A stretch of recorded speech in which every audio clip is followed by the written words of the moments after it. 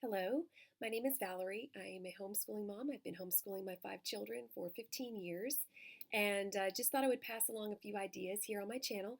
Today I thought I would share our homeschool room with you and kind of show you how we organize things here. Now, homeschooling is as unique as the moms that do it. So there's a million ways to organize your materials. There's a million materials to use and different methods. We all are so different, but with that said, I've gotten a lot of great tips and ideas from other homeschool moms, so I thought I would return the favor and share a little bit of how we do things here. So here we go. Okay, so we're going to start the tour of our homeschool room. This is like coming from my kitchen area or living room. My living room and my schoolroom are melded together because we use our dining room. This should be the formal dining room, and we use it for a schoolroom. And normally I have some student desks here and a chair. We're done for the school year, and I wanted to film it. I may do another tour after we begin next year, but I wanted to just kind of give you an overview. In full disclosure, I did go through and dust everything before I filmed this, and I have been slowly organizing. It's that time of year for me to organize. So over here I have a bookshelf. I have a lot of our Becca readers, miscellaneous books that I love. I love the Newbery Winners, and so I have a lot of those. On the very bottom shelf, I have books for little ones in case we have friends that visit with little kids. So I have some board books still to pull out. Up here, I have different magazines. I enjoy getting the Ranger Rick. These are some puzzle magazines for when we travel in the car. I wrote for Homeschool Enrichment magazine when it was being published, and so I have all of my articles here that I've saved. And then here we have the Cobblestone magazine, which is a history magazine for young people. I love history, and I was really hoping that my kids would also love it, or one of them would love it. So far, that really hasn't taken off. They enjoy it okay, but you know, nobody's really just super enthralled with it yet. But anyway, that could come. Here we have, I tried to divide this shelf up by category a while ago. So I have my history and biographies, and you can see it's kind of tight here. I'm probably going to be purging some of these out this summer. Here I have just various books. I have some books on nature and science, The Life of Fred. We use these too. They're really helpful for specific topics. My Laura Ingalls books, which I love. This is a section on literature, and I have a few workbooks there left over from that I don't know what to do with. Here are my kids' books, a lot of them. Favorite ones that I'm never probably going to get rid of. I also hang on to a lot of books because I work with our co-op in our local homeschool co-op, and I never know what resources I might need to teach a class. So then I have down here dictionaries, reference books, more kids' books, etc. So then I have this beautiful window here, which we put the Christmas tree right here, usually, you know, in the Christmas time. Here is the area where we keep track of what books we read. I try to do a different theme every year. Last year we did a tree trunk with the branches, and we attached fall leaves either around the tree or on the branches or as they were falling through the air. And on the leaf we wrote the book that was read and who read it. This year we did a space theme. So on each star, I got this paper, this background paper here at Mardell Bookstore, which is a great Christian and educational bookstore. And I got the astronaut. It actually came with the planets and 4 astronauts. And I was going to put their little faces in each one of the astronaut masks up here, cut out a photo of them. But I didn't do it because it just, I don't know. I wasn't sure if I'd really have the room. So we just did one astronaut giving us the thumbs up there. He's in space, and he's surrounded by all of our books that we have read. So as you can see, I wrote like the title and then who read it. So A Wrinkle in Time, Mitchell read that. Crossroads was a reader that Matthew went through in Becca. So we did that. And I actually think I have a few more to add, and I may keep this up through the summer. Next year is my oldest son's senior year, and he is a pianist. He's very talented and blessed with that. And so I may do a music theme or something next year. I'm not sure.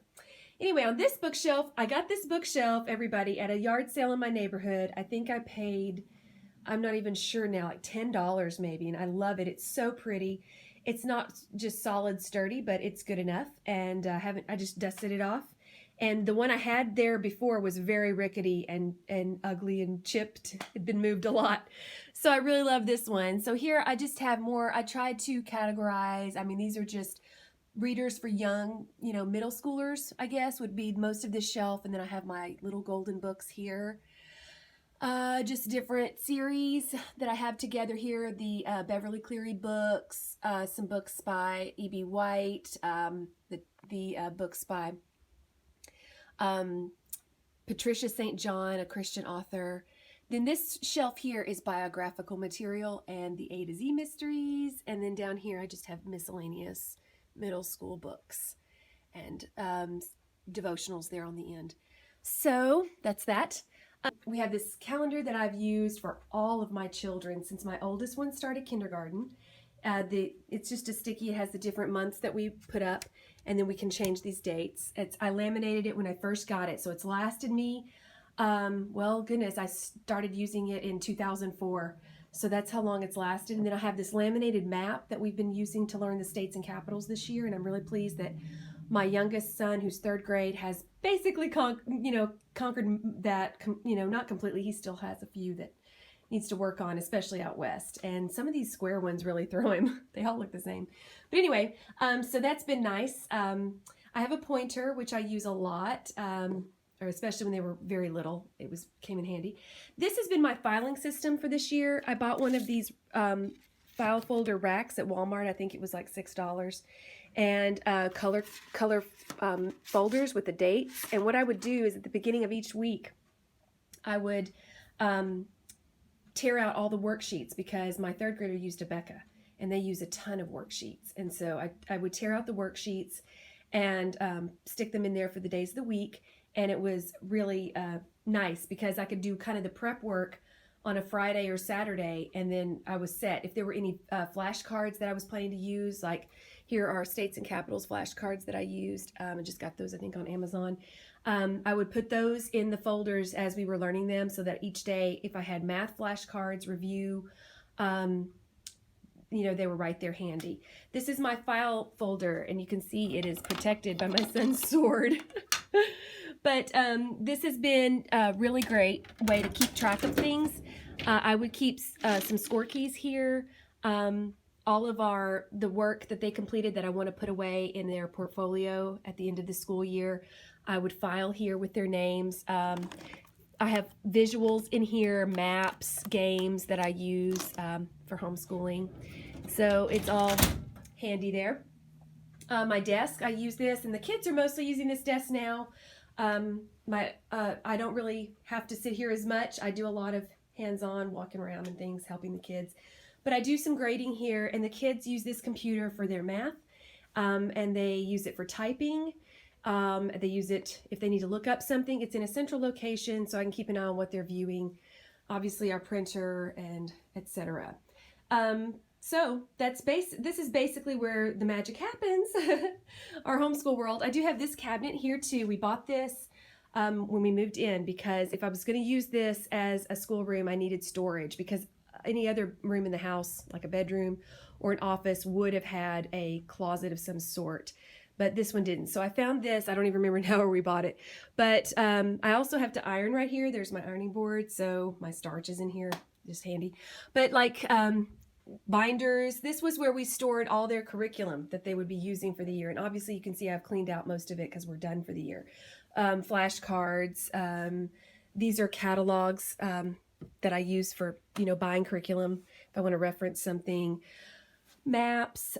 Here I have... these are flashcards. These have like my larger, I have some really big, like 8.5 by 11 size flashcards of birds and various sundry items like that. So those are there.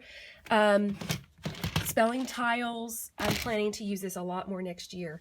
These are from an old Scrabble game that we didn't use anymore. It tore up, but I saved the tiles. I was planning to use them for crafting, and I still might. But I'm planning to use them to help my youngest son with his spelling. It's a more hands-on approach. And then I have school supplies here. Mostly these are manipulatives.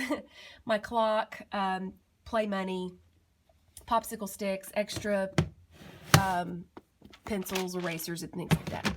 Then on this side, we have just more storage. So I have some math manipulatives. Boy, that's a mouthful. Here, I have a puzzle here with the states and capitals. Try to get this down if I can do it. I really love this puzzle because the puzzle pieces are the actual, well, pretty close to the shape of the states. And so it's been a fun way for my son to work on the states and capitals, even these little tiny ones. Each one are individual. So he can kind of see. Now, obviously, you can see they're not perfect. They're swervy instead of like grooved the way the real state boundaries would be. But they do the job. You know, they kind of give him an idea of what that state looks like, and most of all, where it's located in the country. So it's been really handy. I think this is Melissa and Doug brand. A lot of states, or a lot of puzzles I looked at for the states were, they had several states connected as a piece. So, you know, I didn't want that. I wanted individuals. So I have that. Just art supplies down here on the bottom, and paper, coloring books, etc. And so that's that. And oh, I can't forget my globe. I've really used that a lot. As you can see, I don't have a lot of empty wall space. I have a door there, window there. Sorry, I'm trying not to go too quickly. This wall is full because of the desk and the chalkboard, which takes up a lot of space. And my desk here, I can put some things there. I meant to fill that space up this year with artwork that the kids completed, especially my youngest, but I didn't get it done. So I feel bad. And then I have another doorway here. So you can see not a lot of wall space for like a world map or a US map other than the one I have there. So the globe has come in very handy for looking at countries in relationship to you know, other places. So that's been a great investment. I got that at Hobby Lobby, and I used my 40% off coupon for the week. So okay, I just have one more area to show you and our tour will be complete. Okay, so to complete our tour, I'm showing you the storage closet that I have, because I think every homeschool parent, if you have more than one child, you need a place to store materials that you aren't currently using but you might use again. So as my youngest completes a grade, I do purge out a lot of that material, but some things I really want to hang on to because I may use them again either for us or for our co-op. So I have up here everything from 4th grade up, because my youngest will be beginning 4th grade. So all the way up to high school, and that's exactly the order that I have it in.